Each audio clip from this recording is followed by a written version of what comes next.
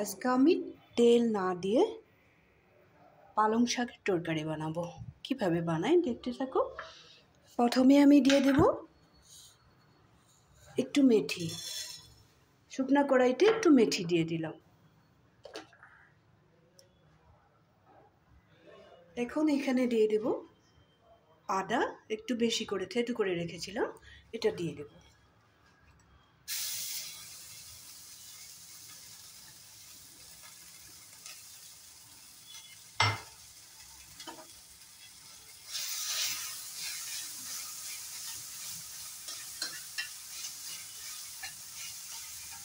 শুকনা শুকনা একটু ফ্রাই করে নিলাম। হলদিটা যাতে গন্ধ না করে পড়ে এখনই দিয়ে দিলাম। এখন আমি এখানে দিয়ে দিব কেটে রাখা একটু গাজর, একটু দিয়ে দিব আলু, দিয়ে দেবো একটু কাঁচা লঙ্কা, আবার একটু ভেজে নেব।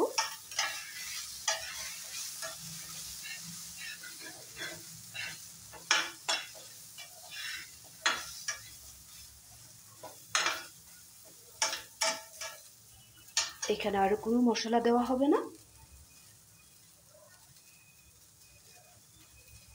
লবণটাও দিয়ে দেব।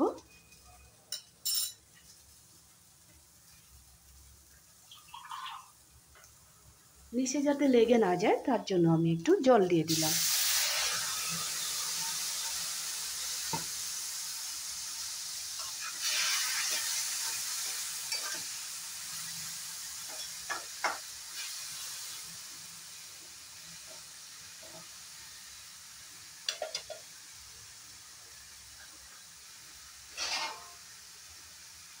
সিদ্ধ হওয়ার জন্য আমি 2 মিনিটের মতো ঢেকে রাখবো।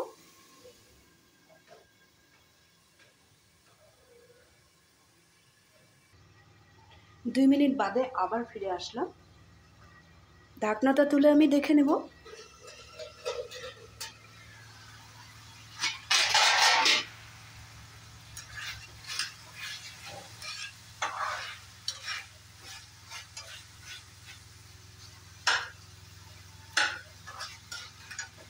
আলু আর গাজরটা খুব সুন্দরভাবে সিদ্ধ হয়ে গেছে।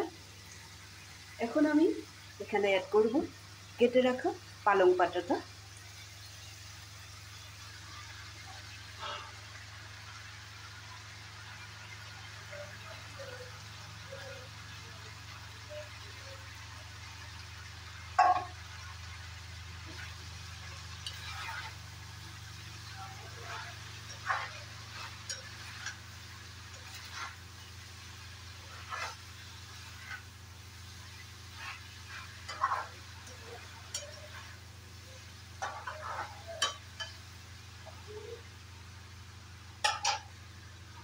আবার একটু সময় ঢেকে রেখে দিব। ভাপে সবজিটা সিদ্ধ হয়ে যাবে। ঢাকনটা উঠিয়ে এবার দেখে নেব।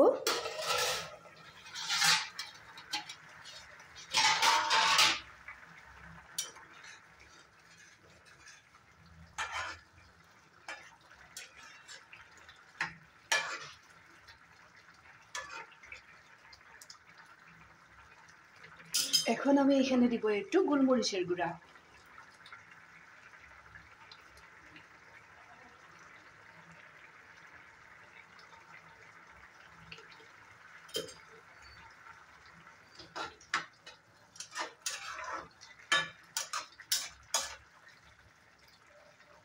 এটাকে পালংয়ের সবজি না বলে পালংয়ের স্যুপও বলতে পারো। খুব সুন্দরভাবে 2-3 মিনিটের মধ্যে এই সবজিটা হয়ে যায়। সবজিই বললাম, তেল একটুকু দেবে না। আমি যেভাবে তেল না দিয়ে বানিয়েছি এটা এত বেশি উপকারী না কি বলবো। বাচ্চার থেকে বড় সবাই ভালো পাবে এইভাবে যদি রান্না করে একদিন খাওয়াও। খুব বেশি হেলদি, এটাই বলবো।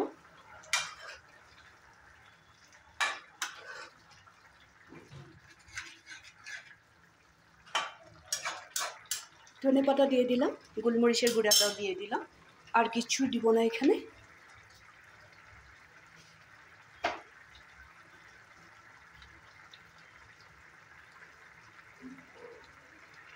আর একটু শুকিয়ে গেলে জলটা আমি নামিয়ে রাখবো।